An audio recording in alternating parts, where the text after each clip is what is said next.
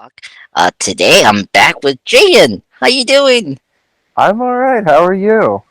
Doing good. We having a great time, right? We're talking about rubbing alcohol, top secret.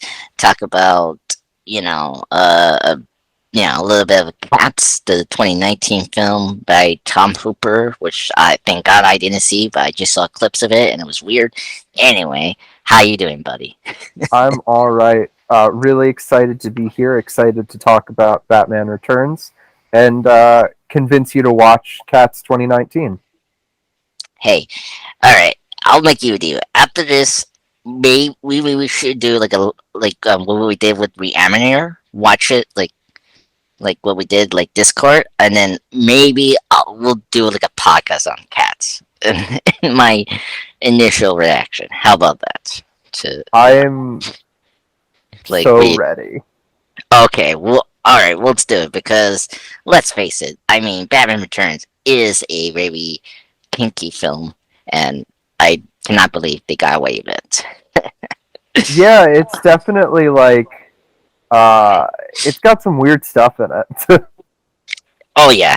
Um, let's.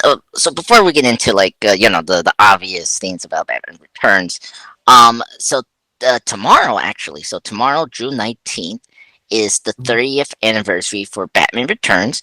Of course, this is the second film in the 90s Batman quadrilogy. As you call it, with the Tim Burton, Joel Schumacher films, of course, directed by Tim Burton, and this is the movie where you say, okay, never give Tim Burton full control, and this is what you get Mm. of a Tim Burton film. And that's what it is. It's a Tim Burton film. I mean, that's what I said to you in our last text. I was like, this is a Tim Burton film. It just has Batman in it. Yeah, Yeah, um, it's definitely got a lot of Tim Burton style in it. yeah. Um, I mean, like, I know a lot of people like this film, and I will personally say this: I did like a top 10, like I did a ranking of my favorite Batman films. It was never in my list because I just never liked this film. I Mm. it just personally for me, first off, I don't think Michael Keaton's Batman is Batman. If you read the comics, Yeah, and I I I enjoy 89 because it was, like, I mean, 89 was like an action spectacular film that, like, just like was pure 80s action film that you got during those times. And then you get to this sequel, it's like it's I told Will, because I mentioned Will, I don't know, it was one of the podcasts in Marvel Plus Talk, when I mentioned how it's like Gremlins 2, the new batch, like it's a sequel where it goes 180 degree and it goes from a completely bonkers film. I mean, at least Gremlins 2 is a better film than this film, because this film is just like it's just so weak with story, and then it's style over substance most of the time. yeah. I feel like honestly, it like one of my problems with it is really the dialogue. It's not Mm, good. yeah. Like I almost feel like it would be better if it was like a silent movie and you just heard the score and like Yes. no one talked. Yes. Yeah, like, I mean, yeah, it has like it could easily be a science film, like back in the like golden age of horror, like this the was it the Cabin of Dr. Kalor or something like that, or I mean, or Dr. Jekyll, Mr. Hyde, sort of that level of science film. It's Yeah, just, yeah, this, I mean, the dialogue is just not top notch like the 89 film. Like 89, you can quote the like quotes from Joker, like, yeah. I don't know what's your favorite quote, but my favorite is like, never rub, your group hearts, whatever he say. It's just Hmm. so funny. And, of course, the devil, the Pendulum Knight is a good, quote from the Joker. And like, there's Iconic. things, yeah, kind of like, and here it's just you don't get that. Like, um, I will say I enjoyed more the dialogue between Catwoman and Batman than really at all with Penguin. I will say. Hmm. I will actually disagree with you. I feel like Oh, okay. I feel like they're like Michael Keaton did a fine job and Michelle Pfeiffer did a good job, but I feel like they Mm. didn't really have a lot of chemistry. Like, Huh. Okay. Interesting. yeah. Okay. Yeah. Well, interesting because for me, for me and the general consent, the best thing about Returns is Michelle Pfeiffer, Mm. and for me, this is before I think Zoe Kravitz and Robert Pattinson versions of Batman Catwoman came around. This was for me like the good, like it was a great depiction of the Batman and Catwoman relationship, despite how drastically different Catwoman is from this Yeah. film, from the comics. I feel like I haven't seen a lot of the animated series, but I feel Mm. like the bits that I did see, I thought it was better done there. Um, Oh yeah, I mean, um, oh boy, yeah. I I like it there. It's very interesting because for me, like she's actually I just never cared about the animated series take on that character. I prefer her when mm, she was more of the cat burglar in the new Batman Adventures show. When we had like Tim Drake and Batgirl, and we did more of the Bat family there. Later on in the Batman, the DC animation universe, yeah.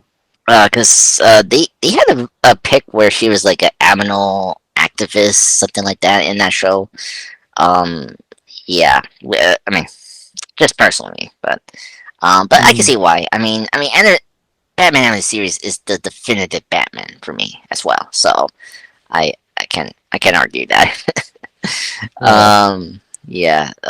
But yeah, it's very interesting. You say you don't like like are not fond with the dialogue between Batman and Catwoman. I just because I will disagree. I think they have chemistry. It's Hmm. just like either you take the the ethical direction of these two characters being crazy, and it's like, can you accept can you accept this character Bruce Wayne like falling in love with this like obviously damaged girl that is seriously having problems and like wants to kill her boss, of course played by Christopher Walken. Is like, And fairly so, he murdered her. yes. And one thing I want to get into is your opinion. Do you think that she has superpowers? Who has superpowers? Christopher Catwoman. Walken or No, no, no, not Christopher Walken. Catwoman. um well, it seems like she at least came back from the dead in some capacity. So, Yeah. probably something.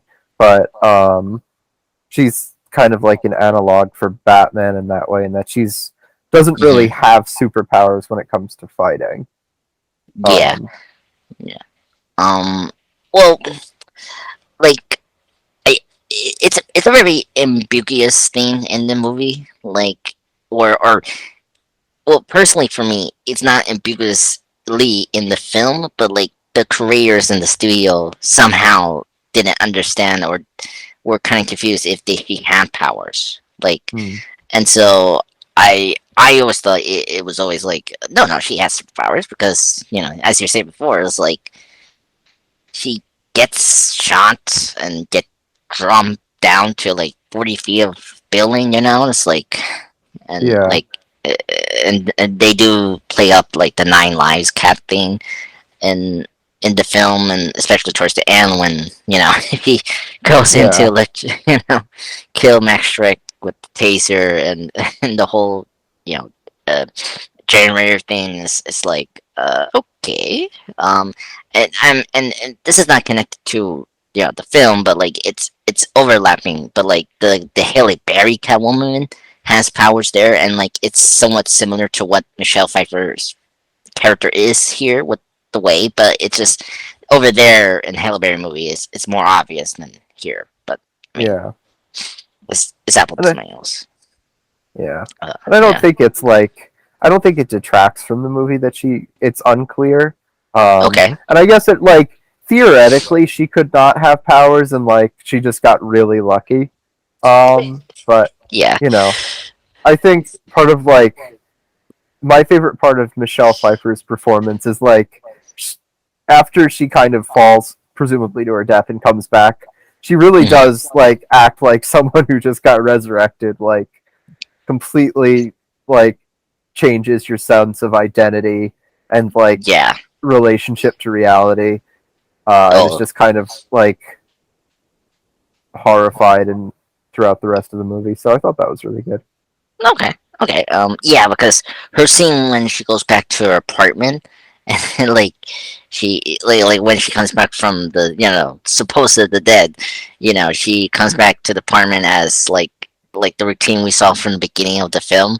And it's like, Yeah, oh, honey, I'm home, and then like instead of being clumsily, she just like did like she's just like out of zone, like she just walks in, and then she just press the messenger thing in the phone, the telephone, and then she gets the milk, and then slowly when the message starts bringing up, this like was it woman perfume or whatever it was, yeah, and then the mention Max, and then she starts to like completely have a breakdown and then just trashes her apartment. Is such a wonderful scene. I mean, because of Michelle Pfeiffer, like she yeah, sells that scene so perfectly.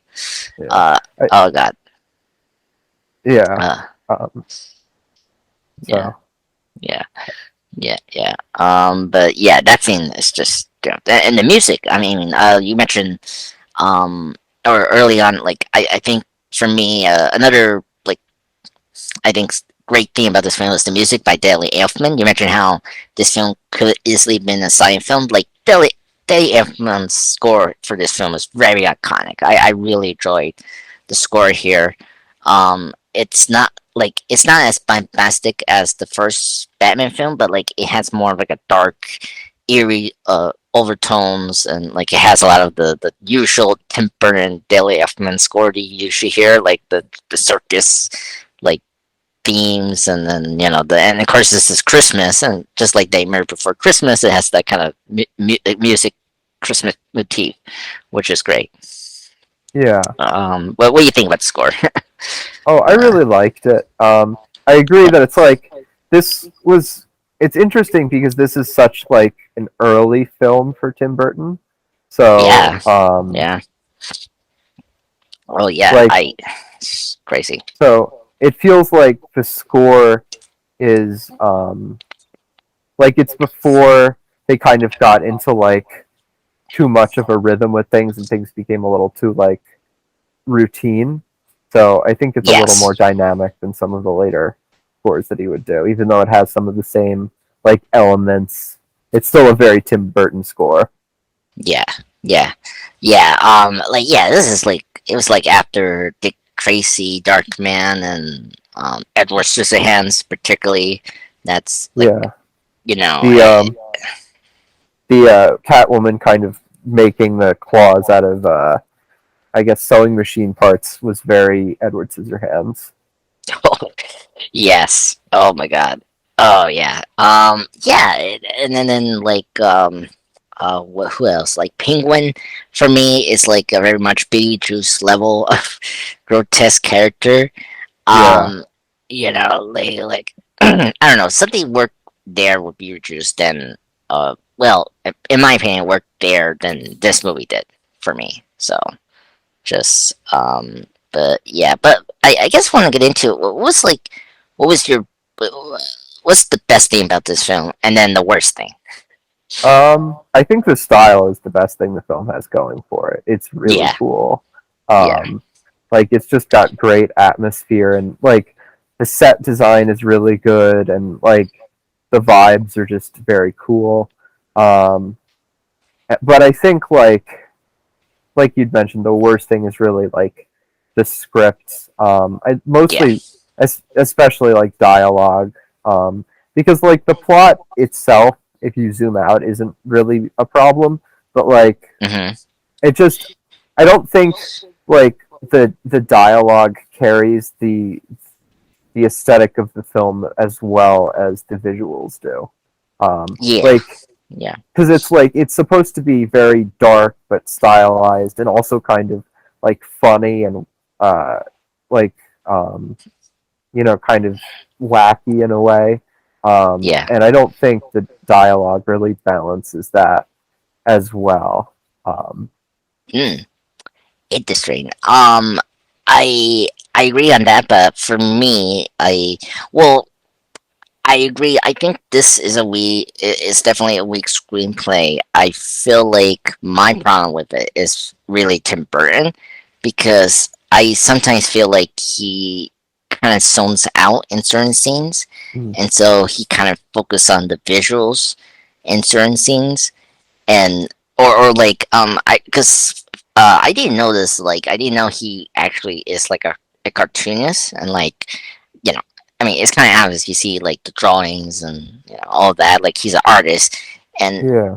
in his background is cartoons, because he worked with Walt Disney actually early on in his career, and like you see like a lot of gags in this movie that's like, or things that he does, the Batman putting the bomb on that once this muscle man, and like that is literally like like a Looney Tune gag. Like you could see Oh, that in the Looney Tunes. I also loved how like Batman kills a lot of people in this movie. It's kind of funny comparing it to like the Dark Knight trilogy where it's like, oh, he can never kill, and he's just murdering people left and right. He doesn't even care. Like, he also is responsible for a lot of people's deaths. Like, he doesn't save most people, People, yeah. and like when Penguin takes control of his car, he just like mows down like 30 cops. Oh my So, god. and he doesn't even really seem to care, which is kind of funny. Like, I don't really know what his ethics are. He just seems kind of like he just wants to like beat up criminals and doesn't really like. I think there was even a part about it where he's like that saying that his job isn't really to fix the city or that people don't appreciate him or something. And it's like he's really not doing much. Like, Gotham is not a safe city to live in. And I don't N- think he's making it safer. He's just making the criminals like wackier. Like, you're gonna get like still murdered, but you're gonna get shot with like a giggle gun instead of a regular gun. But it's still Right. gonna kill you. Oh my god, yes. Yeah. I mean that's always the thing about these films, the Tim Burton films, is like because they were trying so hard to get rid of the '60s image and the '60s show with Adam West, and um, I I can understand that, but I I mean personally for me, it's like they never have a balance of like the tones of these films, or specifically Batman Returns, is like whiplash. Like it's like Yeah. first dark, then it goes to this goofy like comic book like logic, and then it just it just has really bizarre tone that just doesn't work in this film. And but because like the performances for me helps me to get through those like shaky themes, it's just really bad. But I want to ask you something. Like, does it bother you that he does kill? I mean, besides like, I mean, I mean, it's funny he's just randomly killing people. But I mean, he did do this in the first one. But my problem was in there they didn't make it obvious. Here they like just made it obvious. Like they make it obviously he kills people, and it's like, why are you doing that? Yeah. I just don't It's understand. What do you he think? well, he's certainly like I feel especially in this movie, he's like there's very little difference between him and the villains in terms of Yeah, like really he just decided to help people and they decided to kill people as ways to deal with whatever they've got in their heads. yeah, But it really doesn't feel like he cares about helping people. It's just like that happens to be the thing he likes to do. yeah.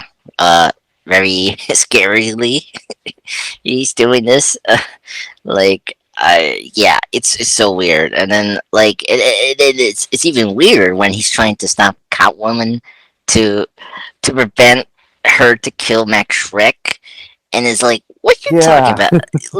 Like you're killing so many of these people in the film, and then you're stopping her to just to not kill this victimizer that like killed her half earlier in the film, like." and like he's like, oh, he will face justice, and the police will take care of him. It's like the police don't do anything. They're terrible. I know. Oh my god. Yeah. Like they wouldn't need Batman. They wouldn't build a bat signal if they had things even remotely under control. Their prison is a joke. People break out all the time. There's like criminals run the city. Yes. Oh my god. Yeah. Like I mean, it's so weird how like the mayor or well really everyone in Gotham not knowing the fact that Max Shreck is taking away the city's power to like console it into this one area for him to control. Like like how you cannot see that like through, right? Like from this corrupt businessman that's taking advantage of everyone in the city. Yeah. My Yeah. understanding was that he didn't like hadn't started building it yet. Like I think Yeah. yeah.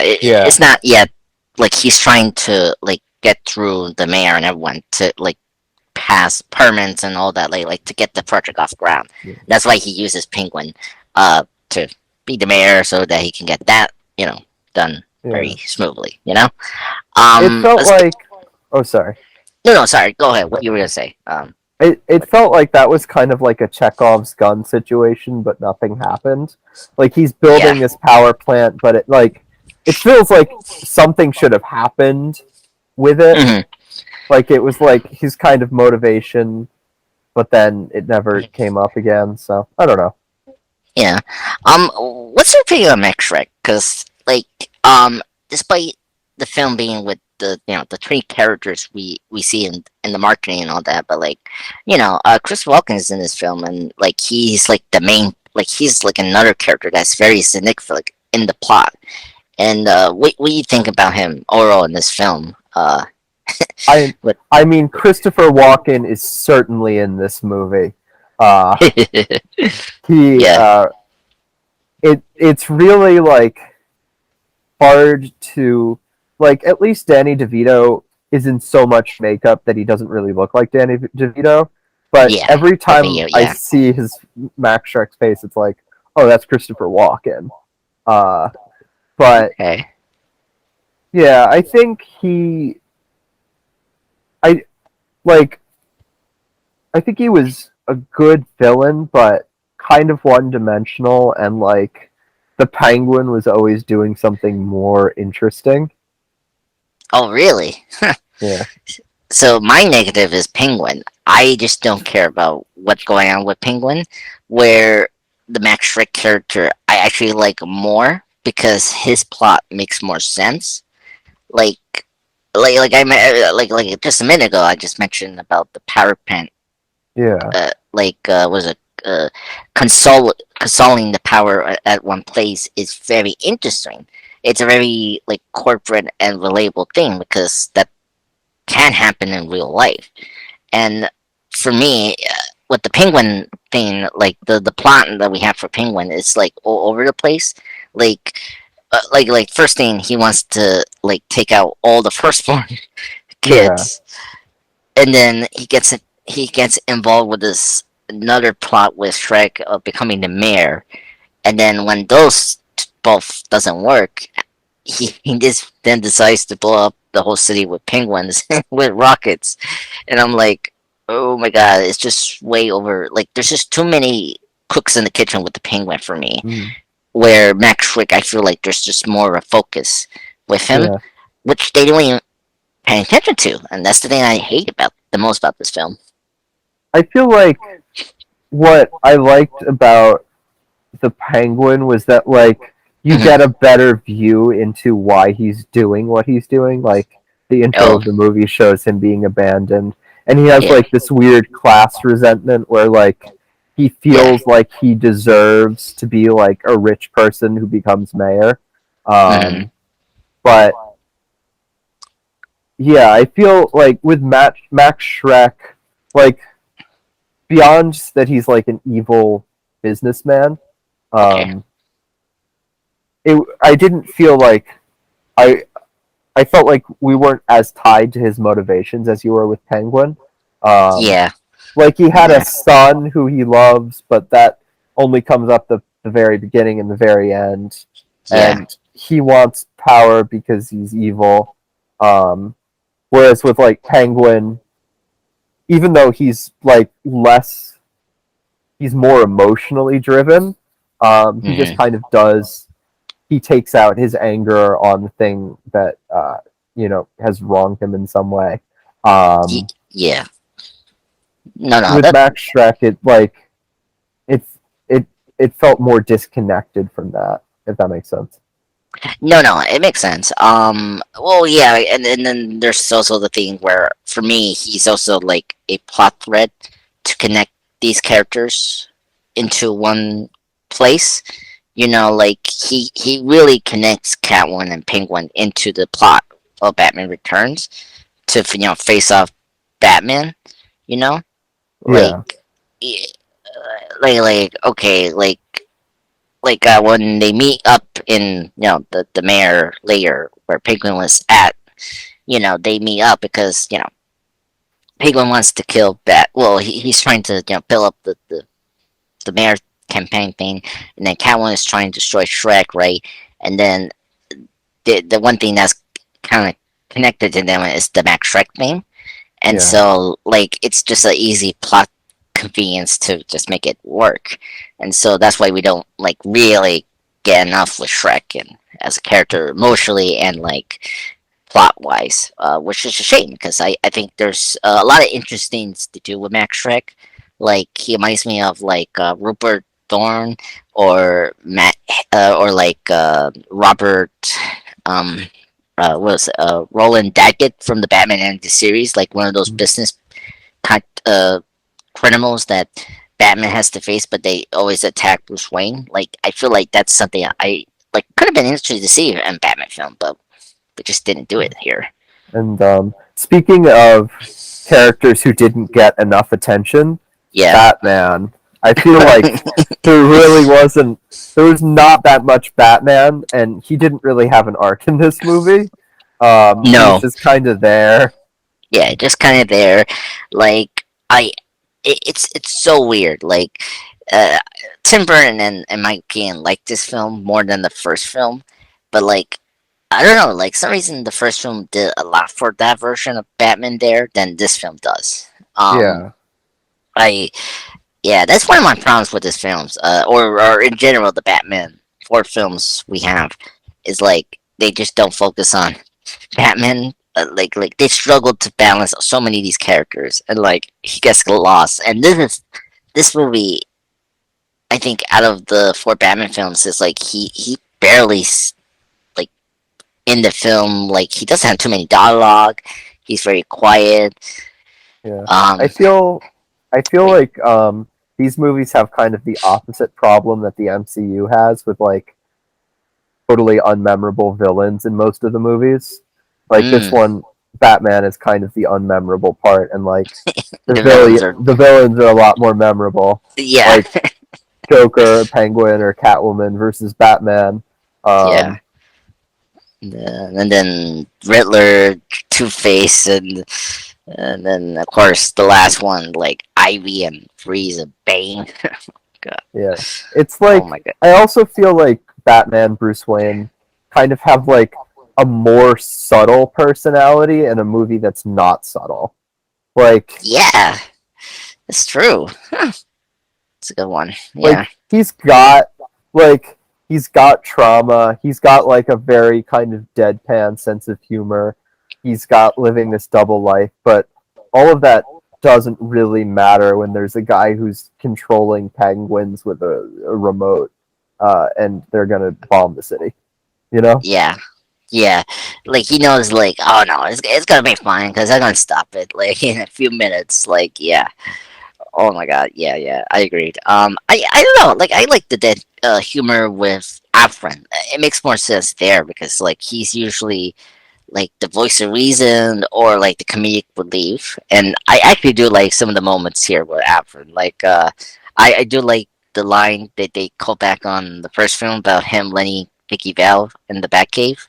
Yeah, Um, like that was funny, and like like when Batman goes to the whatever vault, they had the spikes, and then he's like, "Oh no, I'll take the stairs." yeah. What was your favorite line from the movie, if you have one? Oh man, that's a good one.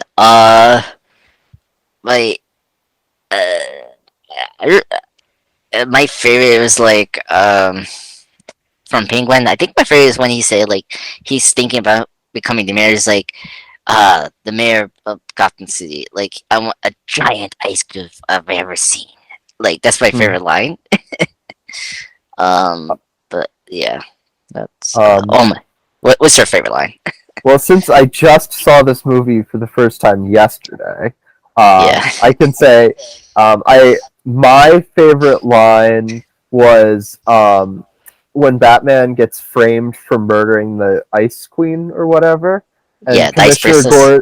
Yeah, and Commissioner Gordon's like, the evidence is very circumstantial, and he holds up a batarang, and he's like, we found this Yes, covered in blood in the blood. dressing room, and it's like, oh my god. They're like cover. He's like covering up Bruce It's Wayne like of death attack. very circumstantial, guys. Like that's really funny. Oh Um, my god. and Ree's favorite line was when Penguin pivots to murdering all the firstborns in the city, and like Yeah. some guy is just like, "That's a little dark, don't you think that?" Oh, with the fat And clown, and then he shoots him. Oh my god. Yeah. and Penguin's like, What do you think? What have we been doing this whole time? Of course we're gonna murder the children."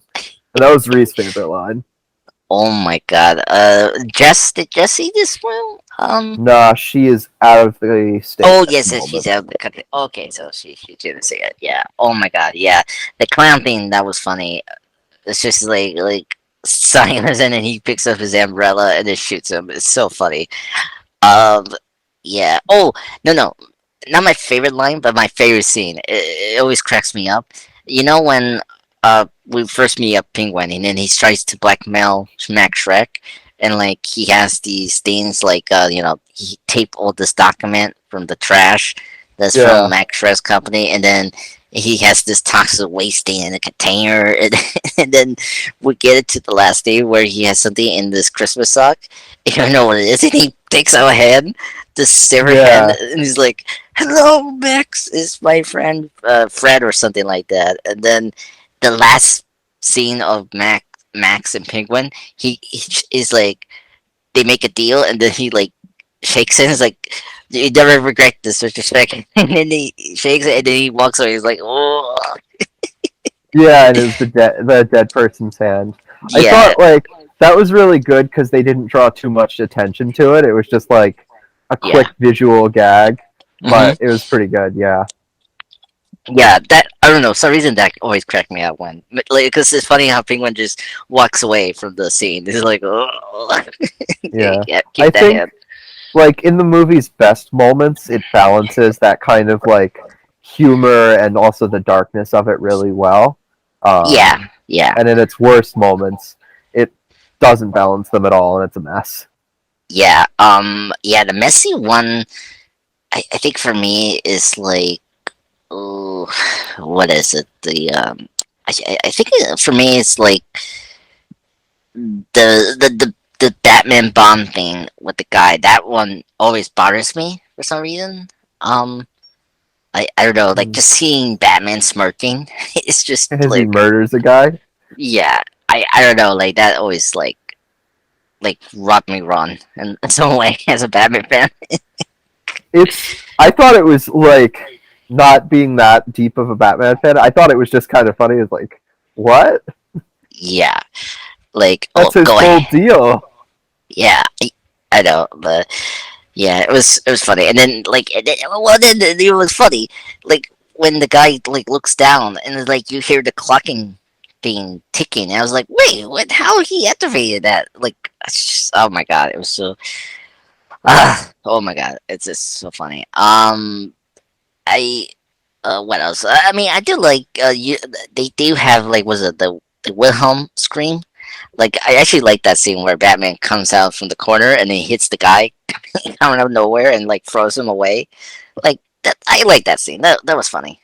I Um, think I think the Wilhelm scream is okay. Like at the time, I think it was fine, but at this point, like I don't want it in movies anymore because now it just kind of yeah, takes me out of it. You know, yeah. Um, it's like, oh yeah, that it's the thing that's in all the movies, and yeah, it's like then you remember that someone's like editing this movie together and added sound effects, so you're not really in it anymore. But yeah, so I feel like the '80s was the last decade for the Wilhelm scream to not be overused. yeah. I agreed. I don't know. It's weird because I never. I'm trying to figure out where they used it in films recently because I remember specifically in Man of Steel they did it. Mhm. And then that's it. I don't.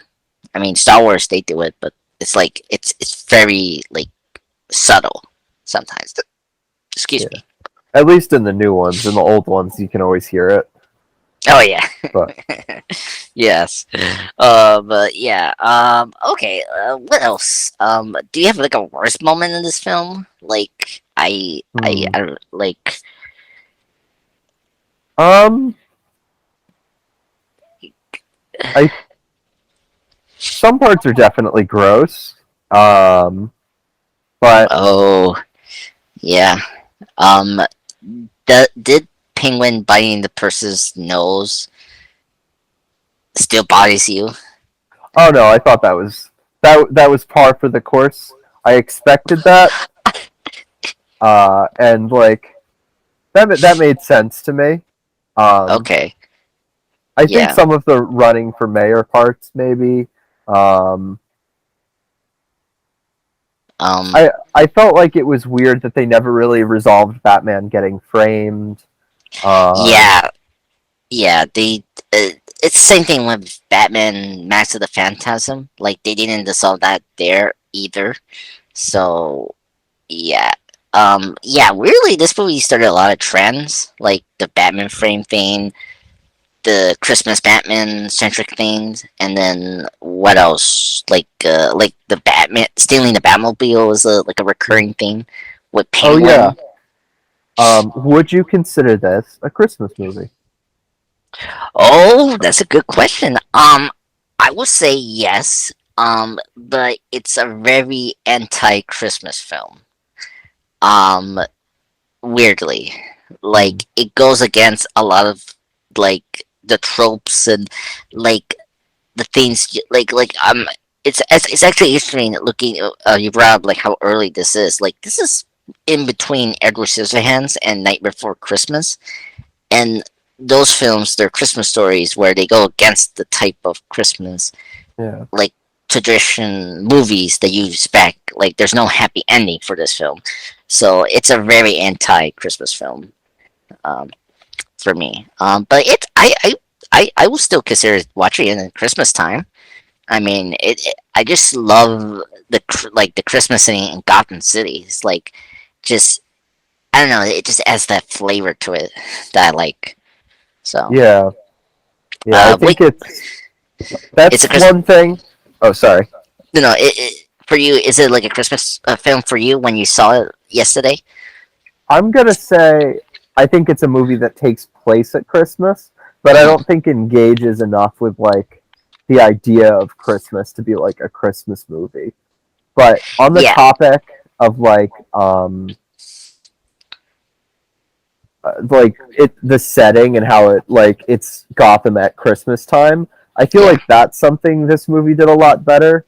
It made Gotham seem more like a real place and like a Mm, city with its yeah. own personality. Whereas like in the Dark Knight movies, it's basically just New York City. Uh, Yeah. it's like it feels like the whole movie, like every shot of the city is like B-roll. You know, it's like Yeah. it's a place, but I don't really feel connected to it in any way. Yeah, I agreed. That's why I like the new the Batman. I don't know if you've seen that. The like I actually like the decision from Matt Reeves to make the Gotham City to rain a lot because it adds an element of like that's a real city where it's covered of water and like it's like it that film it feels like a lot like Seven where every day seems like it's raining and Yeah, I feel like it just adds a more like just element to where it feels real than being like a soundstage like 89 or like in the Dark Knight trilogy you brought up like using like a real city and it doesn't have like a personality really uh which is my issue with the Dark Knight trilogy is like I wish they did something more creative with Gotham City. So yeah, yeah. I agree with you. I mean the aesthetic here is just amazing. I mean I love the Batman suit for this Batman Returns. um I still like the 89 suit, but I think this one just takes it up a notch. Like, Mm. just like because everything's all black. Like the villains were black, and like everything looks so like prestige in this black and white backgrounds. Like it's so visually appealing to watch. Yeah, yeah. I think the visuals are so good. Um, Yeah, yeah, yeah. Yeah. What else? I have a question. Did you like heard any of the unmade decisions for this film like before it was made? Like, did you read the first draft of the Batman Returns and mm, like um I yeah. did not. Okay, so I think this is a good way to discuss this. I want to bring up very fun trivia. So before Tim Burton agreed to return, Sam Hamm, the writer from the first film, came back here. The first draft. So the two villain thing, which this also starts famously, the two villain trope for the Batman films. Catwoman was for Tim Burton and Sam Hamm, the writer. That was their choice for the villain. Where Penguin was a studio mandate uh, choice. They thought Penguin was like the second villain after the Joker, so that was the studio mandate. So they, some reason, thought that combining two villains was the good option. Okay.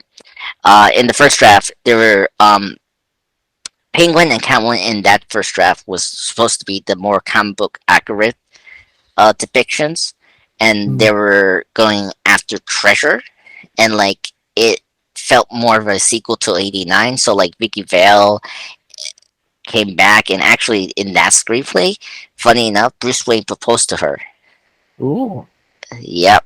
So and then you see this film, it's like the relationship fall apart, and like he's just recluse billionaire, Yeah, and yeah, uh, and then this film, this is something from the comics, but they talk more about like the five families in Gotham City, and like this writer was going to go in depth of why the Waynes did die, like why they got murdered from the first film, and so like it was a much more like plotty film.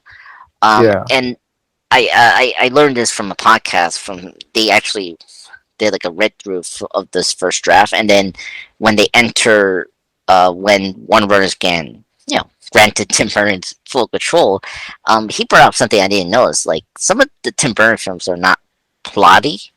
Sometimes they're not like they're very thin in plot. yeah, So I do you agree? Like some of the films are like very thin plot. Like I mean, this film is literally like a thin plot. Um, yeah. what do you think? I I would agree with that. I don't think okay, that's necessarily a bad thing. Like I think okay, um mm, like some of the simpler plotted movies are like compelling if it's a simple and good plot, and then yeah, like a lot of it is filled in by his style. Um, yeah. but I think it I still needs like like a solid plot to anchor it, even if it is more of just Yeah, a basic one. This one might actually have too much plot for its own good. It's yeah, balancing a lot of things at the same time. yeah. It is. Like yeah, I agree with that because like Edward Scissorhands is not like a huge plot. Like it's a very simple story, but done well by Burton and the cast there. So like, I just feel like the writers here, the new writer, like the main one that took credit after the Sam Ham is Daniel Waters. Um, and so Daniel Waters is a writer who did Heathers. I don't know if you know that film. That's Yeah, with yeah. So he was brought on to rewrite the whole draft, and so that's why we get like a lot of the like dark humor and then the kinkiness of all that. Like and and then the first so his story he Uh, so like, there's you know when the devil circus person that like flames to that store, when you know Batman turns does the like the turnaround in the Batmobile. yeah. So that store was supposed to be a Batman like merchandise theme store.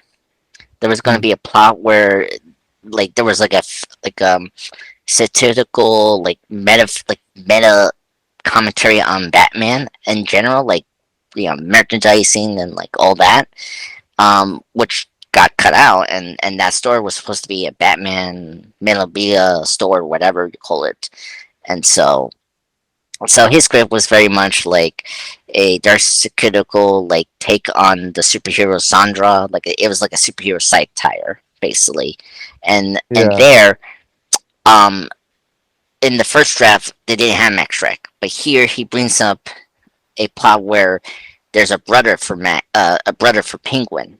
So there was supposed to be a character that was a brother of Penguin, where he had the life that Penguin didn't get, Mm. and he was factoring into to the whole plot of everything. So, and then this is another writer called Redley Strick. He did the remake of Cape Fear with Robert De Niro, and then he did Arachnophobia, the 1990 horror comedy with John Goodman and Jeff Daniels. He did an uncredited rewrite, and there he got rid of. Well, first off, he got rid of the brother thing for some reason because I actually liked that idea because it made more sense for Max Shreck to be a Mm. brother with Penguin because it just feels weird why we have this guy working with Penguin in the film. It's Yeah. like you know, like you brought up how like we don't focus enough on the emotional and plot driven with Shrek in the film. So I don't know. I just personally don't think. And then, of course, he gets rid of the most important thing is how did they got the Batmobile spec when they take over the Batmobile. It was there Mm. in the secondary draft, and then some reason this third writer got rid of it for some reason. It's just I just a lot of plot holes in for the screenplay for that. But yeah, and then I'm trying to remember what were the other significant thing for Batman Returns. Um, but yeah, I think that's it. Do you have any opinions about what I say? Um, Um, no, I think that all makes sense. I don't know if they needed to be brothers, but I could see how that would tie mhm. things together a little better, which Okay. wouldn't have hurt. Yeah, I mean, I I never minded, but I just thought like it could have been a more interesting take to make Shrek be your brother or Penguin, you know, Yeah. because you know. But yeah. What else? Oh, you know, Penguin's father, who's played by Paul Rubens, right? Was he? Oh wow. Uh, yeah, that's who he is. I didn't. Did you? I thought you recognized him. I mean he's very was it unrecognizable in the film, I guess. And he's only in it for like a minute too. Yeah. Yes. So yeah, Paul Rubens is the father of Penguin there, and he also reprised that role in the show Gotham. as well as, again, Penguin's father there. So originally it was supposed to be with Burtis Meredith, who played the Penguin in the '60s show, but of course he was kind of falling ill that time, so they couldn't get him. So like Paul Rubens came in and do that. Um, to be the Penguin. So because like they worked together in the movie Pee Wee's Big Adventure, Yeah. which also funny movie. I love that film. Um, Always Tim Burton has some really not Tim Burton movies. oh yeah, it. Always I mean, fun. yeah. I mean that, and then I mean '89 is very kind of on Tim Burton, like film, really. So, Yeah. and then what else? Planet of the Apes definitely feels not like a Tim Burton film. Yeah. There you go. Yep, He's yep. got range, even if he never shows it. Yeah, no. I always think Joel Schumacher was a better director than Tim Burton because, like, at least he branched out more with other genres, where Tim Burton just, he sticks with the thing he is very comfortable with, which I don't have a problem with, and sometimes it works, sometimes it doesn't. It's always like, directors are hit and miss sometimes, and that's fine. Yeah. I mean, if you're like M Night Shyamalan, then there's a problem. Hmm. Um, and I don't know if you noticed this, but speaking of the nose thing, I'm happy you didn't get bothered with that. I was bothered until I actually discovered something, and I don't know, it's coincidences or a very odd way to homage or references. So I guess you haven't seen the show, the '60s show, right? Um, Just clips from it. okay, I have the box, and I actually saw the whole first two seasons, and I rewatched it when I did like a top 10 list on certain characters of that show. Hmm. I the Penguin. This plot is actually a episode plot from that show. There's a two-parter called wait, what would you call it? The Dishonor, the Penguin, and uh the Hansard Penguin or something like that. Hold on, let me do this right now because you are gonna be amazed about this. Here we go. Season two, I know that. Where are you, you crazy episodes? Um, okay. Uh, his uh, his Sonar the Penguin and this Sonar the Penguin. These two parters are where Penguin and Batman square off in the Gotham City mayoral election. And so this is where the episode where Penguin runs for mayor in that show. And then I think it was the first part or the second part of that episode. There was a scene where Penguin walks around and sees his, like, I don't know what you call it, voters or like his supporters, and, Yeah. this lady has a baby, like carrier, and then the Penguin comes close to it and say, does the giddy whatever you do with the baby, and the baby bites Penguin's nose, Got it. and yeah, and he bites it. And then here, I was like, did they did that intentionally? So instead of the baby biting Penguin, instead we get Penguin biting a person's nose to homage this silly scene in a disturbing Hmm. way. I don't know, but so I just wanted to bring that up because when I saw this episode, I was like, no way that they did it, and it's very convenient. But the whole mayor stuff is from the show, and this is something we've been doing it for so many times with the Penguin. Like even in the comics, in Batman Earth One, the Penguin is running for mayor there. So it's just a recurring trend that we're doing with this Penguin becoming mayor for some reason. So anyway, so just want to bring that up if you didn't know that, Hmm. Jaden.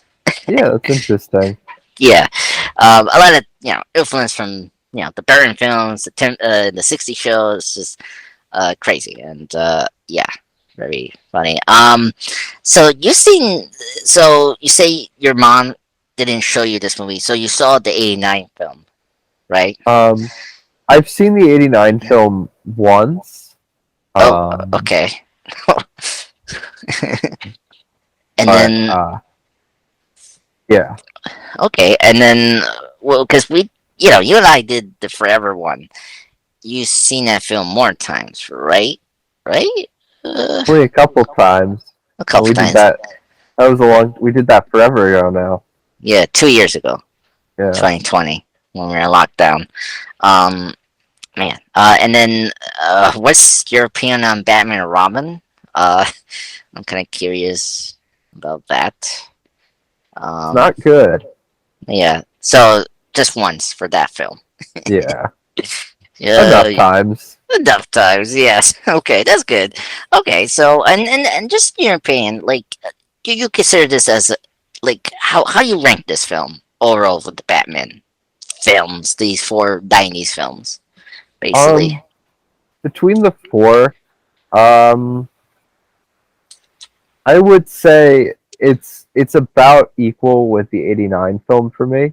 Um, Okay. and then I Okay. put Forever and Batman and Robin underneath it. Um, I think like it does like the style of it is very unique. So it gets some points for that over '89, but Okay. Okay. '89 has a more put together plot. Yeah.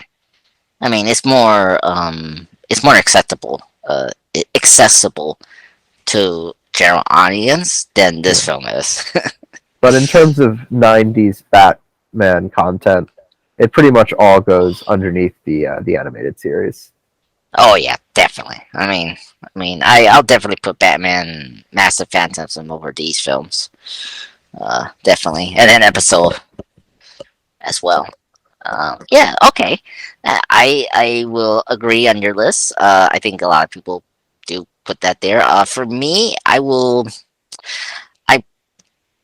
I say in general, I put Batman Forever as number one for me Hmm. for these films because that film, despite the over how you say over the top craziness and just product placement that film is, it was trying to be a Batman film, and it actually was attempted. Like it was the first to really focus on Bruce Wayne as a character than these first two Batman films ever did. Um, and I think overall that had a better thematic theme that I can lash onto Mm. in that film. Then second, I will put '89 because, as you say before, Jane, that is a much better plot put together film. It's much more accessible. It's more action packed. It's a spectacle film, which I really enjoy. I mean, nothing can beat Jack Nicholson's Joker. I love his character there. I mean, I love the museum part when they put the prints on and then they tore apart the whole museum, and like it's just so fun and Yeah, just so good. And then dead. So my least favorite is this and Batman and Robin. It's a yeah, toss up, really. I just I think I will say I'll put For Turns dead last because this film is disgusting, uh, weird. Uh, is not a Batman film, and that's it. fair enough. And I mean I don't like Batman and Robin, but I mean at least this is a Batman Robin film, and Yeah, it's trying to be funny, which it isn't, but like there's things I like in Batman and Robin, and it's just not a big deal, you know. yeah, So that's how I rank things outside of the other Batman films we had so far. yeah. Yeah, It yeah. feels like even though there have been a lot of Batman films, it feels Hmm. like everyone like it feels like it's always like there's always this struggle to identify what a Batman movie should be. Oh Like, yeah. Hmm. um, what do you think? What is your ideal? Like, what do you think is the ideal Batman movie? Like, what would that look like? Um, so for me, I think I my ideal Batman film is to examine Batman's, like, how you say, his commitment to fight injustice in Gotham City, Hmm. and like push the see him pushing his limits as a person, and see how that affects him psychologically. Like that's something we got from the Batman. Like for that film, if you did you see the Batman? Um, No. okay, so we do something about, because that is the early Batman, right? Yeah. And we talk about vengeance, right?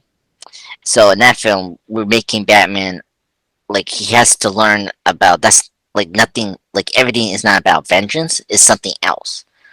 Like that's what I want from a Batman film, is for Batman to learn that this certain thing is not always the thing to pursue.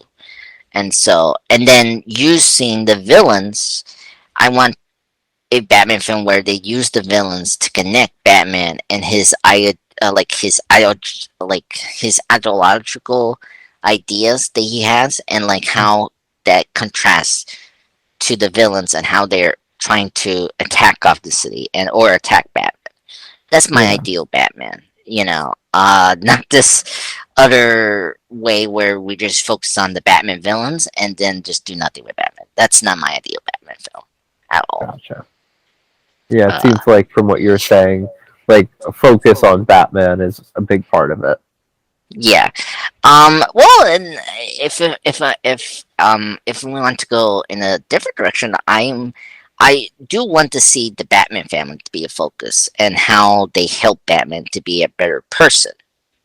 Mm. You know, like that's something, the Joe Schumacher films do. You know, they do Robin, and how, Batman becomes a better partner, like a better person, and then in Batman Robin he learned how to trust him as a partner, like those stuff I want to see in Batman, you know.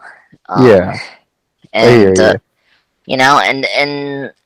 and the villains, I just want them to be used in a way where they reflect who is Batman, and like, because a lot of them are similar to Bruce Wayne and Batman, but it's just they take the extreme Yeah, sometimes, like the Arkham games did such an amazing job to balance who is Batman and like how they like go against his rules and all that, yeah, definitely. you know, yeah, that's why I love Batman in the series. You bring that up, like that show, like understood who was Batman. Like I remember vividly about like the no rule, the no killing rule thing before the Dark Knight trilogy, and like that was a big theme with that character in that show. Yeah. So, what about you? Well, what's your ideal Batman film? I'm curious. I think I can agree with you. I Okay. think, yeah, like a lot of character drama, um, kind of exploring like why Batman does what he does, Hmm. and kind of like it seems like having the villains there for some like emotional journey that Hmm. takes place, with Batman, like Hmm. because things always feel very personal with him, so it's Yes. good when it reflects that. Um, Yeah. Or the other round, like they fit the themes of what's going on with a Batman film. Like, Begins was all about fear, right? And like Ra's al Ghul and Scarecrow were I say Ra's al Ghul was using fear tactics to like get rid of crime, or where like Scarecrow literally was using fear against the enemies, like yeah, like that. And then Dark Knight was about chaos, and Joker was, he's the agent of chaos. And then like Two Face, like he was like he's like duality, but like he's also like he chooses what is chaos and order, like that sort of thing I and then want to see. Rises was about Bane, who's also Yeah, there. yeah. Bane, the fire rises. Yeah, you gotta love Bane. Oh my god, I love Bane. Oh my god, I'm so excited to talk about Dark Knight Rises with you. This year's that's actually also a 10th anniversary for that film. Crazy. Oh my god. Happy anniversary. We're getting old. Oh my god. Yeah. Oh my god. Okay. Is there anything else to say about Batman Returns? I think we covered everything, I right? think we did it. Happy Yeah. anniversary to Batman Returns. Watch Yeah. it if you haven't. Uh, Yep. worth at least one watch, uh, if not more. Oh my And god. yeah, Oh my god. Yeah, yeah. Oh my god, yes. Um, it's not a bad film. You can watch it. I mean, there's merits to watch Batman Returns. I mean, the visuals are awesome. The performances are great. I mean, we haven't talked too much about Michelle Pfeiffer, but like for me, Michelle Pfeiffer and her performance as Catwoman is amazing. Like it's one of the best. I mean, still one of the best Catwoman performances. Um, Still, despite we got some contenders like the new Catwoman from the Batman. But yeah, but just keep in mind, yeah, it's not a Batman film; it's a Tim Burton film. So yeah, yeah. yeah, Always gotta yeah, remember that. yes. Just remember that, folks, because like it's Nightmare Before Christmas meets Mars Attacks, if that works to describe Batman Returns. By the way, I like both films. I love Nightmare Before Christmas and Mars Attacks. That's a Mm, fun movie. yeah. All right. Well, Jaedyn. Oh my God, I'm sorry. Oh my God, I'm the other one. and the other one. I'm sorry, Jaedyn. Yeah. I'm so happy to talk to you again in the podcast. It was really fun to discuss Batman Forever, and now Batman Returns, which is great. Yeah. Um, so I do want to I want to make this like a recurring thing, but when you're available, what do you want to do next? To for to really say thank you for joining me and discuss this movie together. Do you want to do the cats? Do you really want me to do that? That's the next thing. Yeah, we just have to figure that out at some point. Yeah, yeah. I did mention Batman and Robin. This year that has a 25th anniversary. So yeah. Uh, well, there's one for Star Trek too. So Yeah. We got options. yeah, we got options. So, but yeah, but maybe we'll discuss that towards when we sign off from the podcast. But anyway, thank you, Jaden, for coming today. Thank you. Thank you for inviting me. Yeah, good to be Yeah, back. yeah, yeah. So, well, folks, thank you for listening to this podcast. Me and Jaden will be back, soon, and just stay tuned for tomorrow to see this podcast be uploaded to the channel. So, thank you, everyone, and have a nice weekend. Bye.